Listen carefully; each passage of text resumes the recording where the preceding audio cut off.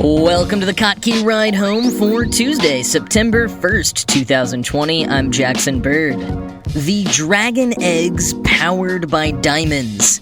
No, it's not a children's fairy tale. It is a cutting-edge type of nuclear battery that could give us super long-lasting power with very little waste.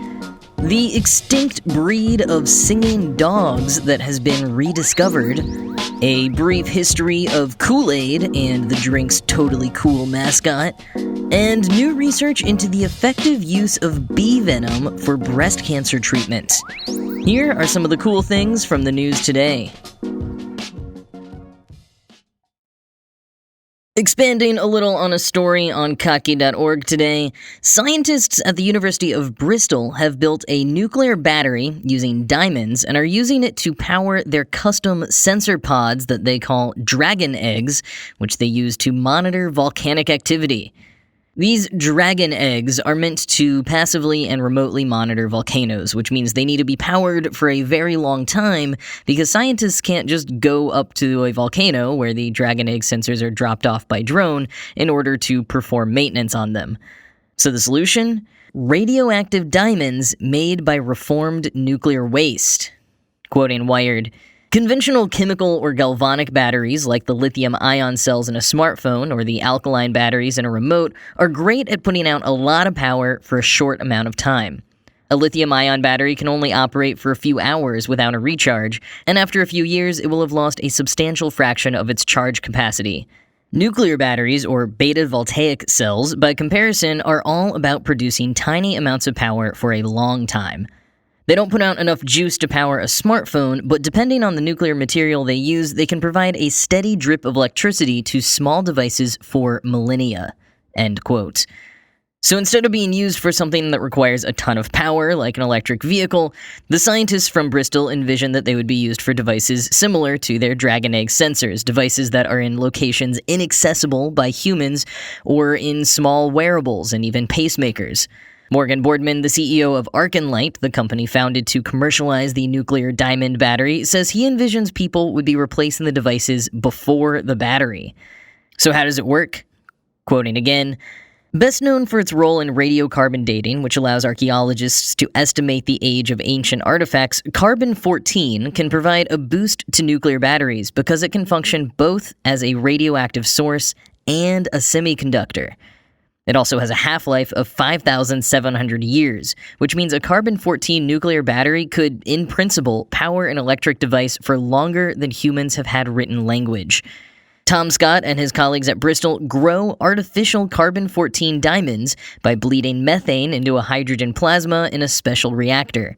As the gases ionize, the methane breaks down, and the carbon-14 collects on a substrate in the reactor and begins to grow in a diamond lattice. But rather than using this radioactive diamond in a conventional sandwich battery configuration, where the nuclear source and semiconductor are discrete layers, Scott and his colleagues patented a method to infuse the carbon-14 directly into a vanilla lab-grown diamond that's similar to what would be found on a ring. The result is crystal diamond with a seamless structure which minimizes the distance the beta particles have to travel and maximizes the efficiency of the nuclear battery. Carbon-14 is naturally formed when cosmic rays strike nitrogen atoms in the atmosphere, but it's also produced as a byproduct in the graphite blocks that contain the control rods for a nuclear reactor. These blocks eventually end up as nuclear waste, and Boardman says there are nearly 100,000 tons of this irradiated graphite in the UK alone. The UK's Atomic Energy Authority recently recovered tritium, another radioactive isotope used in nuclear batteries, from 35 tons of irradiated graphite blocks, and the Arconlight team is working with the agency to develop a similar process to recover carbon-14 from the graphite blocks. End quote. If they're able to do it, we could be looking at a near infinite supply of raw materials for nuclear batteries, because just 100 pounds of carbon-14 is enough for millions of nuclear batteries. And removing the carbon-14 from the graphite blocks actually makes them safer because it downgrades them from high-level nuclear waste to low-level. The team from Bristol is not quite there yet, however, but with the attention they're attracting from potential funders, they might just get there. In the meantime, several other companies are working on similar endeavors, although mostly using tritium instead of carbon-14 diamonds. And as for the safety of radioactive batteries, the scientists say that they're perfectly safe. They're barely radioactive, and the walls of the battery are more than enough to stop emissions. And when the power runs out, it decays to a neutral state, leaving no nuclear waste. They're nowhere near as dangerous as gamma rays, although Arclight is working on that too, trying to develop gamma voltaic cells which would soak up gamma rays in order to generate electricity. As Wired concludes, quote, "If the nuclear battery was once a fringe technology, it seems poised to break into the mainstream. We don't necessarily need or want all of our electronics to last for thousands of years, but when we do, we'll have a battery that keeps going and going and going and going." End quote.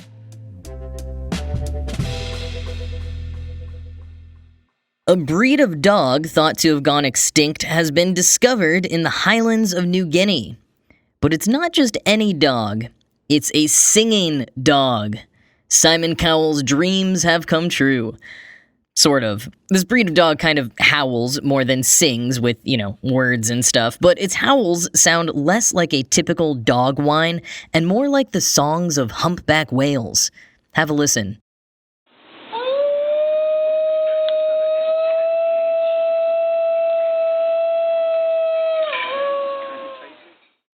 The breed was first studied in 1897, but now only 200 to 300 remain in captivity, and none have been spotted in the wild since the 70s.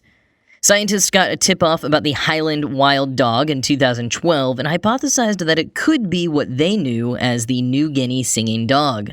In 2016 and 18, scientists went to collect photographs and DNA samples of the dogs, comparing it with those of the captive singing dogs.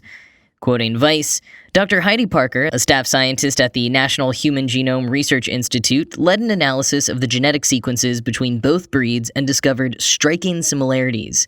We found that New Guinea singing dogs and the Highland wild dogs have very similar genome sequences, much closer to each other than to any other canid known, Parker wrote in a news release published by the National Institutes of Health. In the Tree of Life, this makes them much more related to each other than modern breeds, such as German Shepherds or Basset Hounds, she added. Researchers say that due to inbreeding in captivity, and because both breeds were separated for several decades, the singing dog and the Highland wild dog have no identical genomes, but this does not mean that they are different breeds.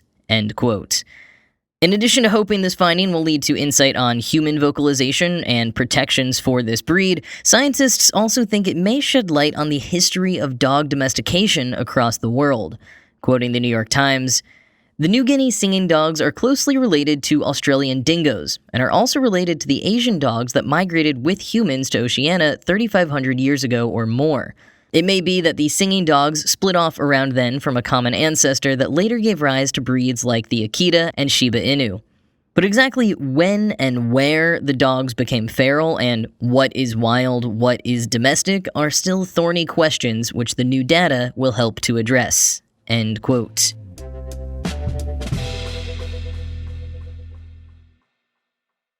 As we enter the final weeks of summer, I thought I'd dive into the little-known history of a once-favorite summertime drink, Kool-Aid. Oh yeah. Kool-Aid was invented in 1927 by Edwin Perkins from Hastings, Nebraska. Something Hastings is very proud of. They have a Kool-Aid museum, an annual festival, and Kool-Aid is the state's official soft drink. Although it didn't make it to overall official beverage that, like many other states, is milk. Kool-Aid wasn't Perkins' first drink creation, however. Obsessed with Jell-O sold at his father's general store, Perkins experimented a lot with flavors and powdered creations and many other items that he sold door to door, including perfumes, products to help people stop smoking, and other household goods. His first biggest hit, which was actually still a bit of a flop, was a concentrated juice called Fruit Smack. It came in a number of flavors, each one in a glass bottle, intended to be used to make several pitchers worth of juice from just the one bottle of concentrate. But the glass bottles often leaked or broke in transport and suffered from other supply chain issues, leading Perkins to come up with the idea of turning the concentrate into a powder by dehydrating it and selling it in envelopes. And thus, Kool-Aid was born. Originally spelled A-D-E, but changed a few years later to be Kool-Aid A-I-D as we know it now. Kool-Aid originally came in 6 flavors. which does sound like a lot for the time until you compare it to the 20 currently on the market and 74 total it has released throughout its history. And originally, it sold at just 10 cents an envelope. In 2 years, Kool-Aid was being sold all over the US, and not long after that, it expanded overseas. During the Great Depression, Perkins decided to cut the price in half, so Kool-Aid packets were just 5 cents each. And this was maybe partially inspired by being generous in a tough time for the nation, but was mostly a marketing strategy.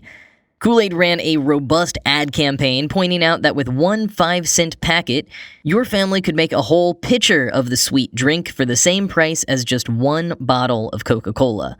And it's likely that this campaign is what turned Kool-Aid into a household name. According to advertising agency, sales went from just under $400,000 in 1931 to over $1.5 million only 5 years later. But of course, one of the things that has made Kool-Aid so iconic for almost half of its lifetime is the Kool-Aid Man. Before the Kool-Aid Man, the company used a number of celebrities to help promote it, like the Monkees and Bugs Bunny, who, yes, I am defining as a celebrity. There was also Pitcher Man, which was a drawing of a smiley face on a pitcher, inspired by a drawing that Perkins' son did in some frost on the window at some point, and that had been used for some time before being replaced by Bugs Bunny. But in 1975, they gave Pitcher Man some arms and legs and turned him into the larger-than-life anthropomorphic building-destroying mascot we all know today. He was created by the Gray advertising agency, and apparently the appearing by breaking through walls thing wasn't originally planned. A Kool-Aid executive told Mental Floss in 2017, quote, "From what I've heard, someone on set said that Kool-Aid Man really had to make an entrance, and someone else, maybe a producer, suggested he come through the wall. Breakaway bricks were set up, and the character's fiberglass shell, the same material used for a Corvette Stingray, effectively became a wrecking ball." End quote. The commercials got more and more absurd throughout the 80s when the Kool-Aid Man became such a pop culture staple that it even had a limited Marvel Comics run and 2 different video games. You can play the Atari one on an emulator I'll put in the show notes, but beware, even by 80s video game standards, it's nothing to write home about. Now owned by Kraft Foods, Kool-Aid is approaching its centennial in 2027 and has not slowed down in the least. They're still coming out with new flavors, while a surprisingly large underground collector's economy of discontinued flavors rages on, and people continue to come up with more and more DIY uses, from the famous hair dye to flavored marshmallows and household cleaners. For the centennial, I'm sure we can expect a highly advertised, ultimately underwhelming celebration. But hey, maybe they'll at least bring back some of those discontinued flavors like Rockadile Red, Purpleosaurus Rex, or Yabba Dabba Dewberry. We can only hope. Ending with some potentially, very potentially, awesome news. Australian researchers have discovered that honeybee venom can quickly kill aggressive breast cancer cells. This new research comes from the Harry Perkins Institute of Medical Research in Perth and was published in the journal Nature Precision Oncology. In addition to killing 100% of triple-negative breast cancer and HER2 enriched breast cancer cells within an hour, the specific concentration of the venom was also found to reduce the growth of tumors in mice when combined with existing chemotherapy drugs. The key element in the venom is called melittin.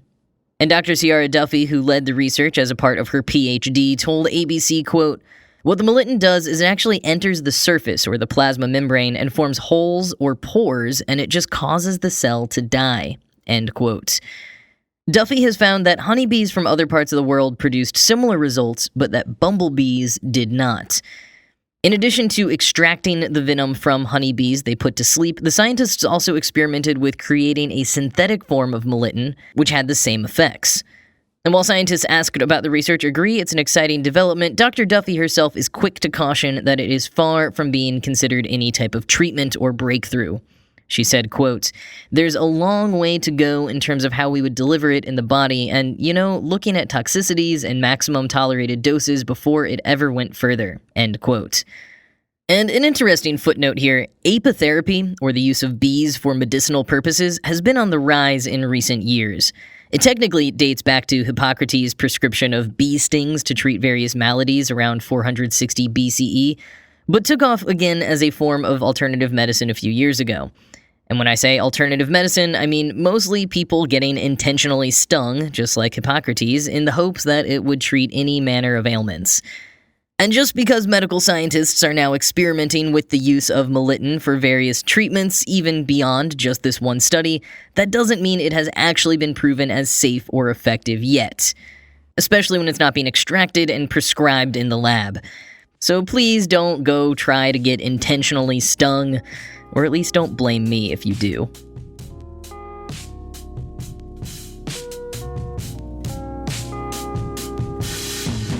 A few weeks ago, I told you about the last Blockbuster in the world in Bend, Oregon, which at the time was running a promotion with Airbnb, where you could actually rent out the store for a 90s-style sleepover.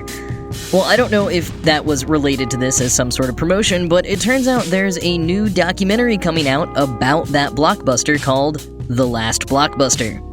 It tells the story of how that particular store has lasted this long, what it's done to keep going, and zooms out larger to the story of Blockbuster's demise, and how it arguably messed up by not buying Netflix when it was given the opportunity to. Although had that happened, we may not have amazing shows like Orange is the New Black and Stranger Things in our world, so maybe it was for the best. The documentary features interviews with celebrities like Kevin Smith and Adam Brody, as well as what seems to be the former CFO of Blockbuster, who has a great line in the trailer saying he doesn't miss movie rentals at all. Who would? The only sad news is that it's not debuting until December 15th, and it looks like it'll just be available to rent or buy on demand, not hosted on any existing streaming platform, which I guess makes sense for a movie about Blockbuster, if we're being honest. Link to the trailer in the show notes. And that is it for today. This show was produced by Ride Home Media and Kool-Aid.org. I am Jackson Bird, and I am off to go bid on some Rockadile Red Kool-Aid. I hope you have a good rest of your day, and I'll talk to you tomorrow.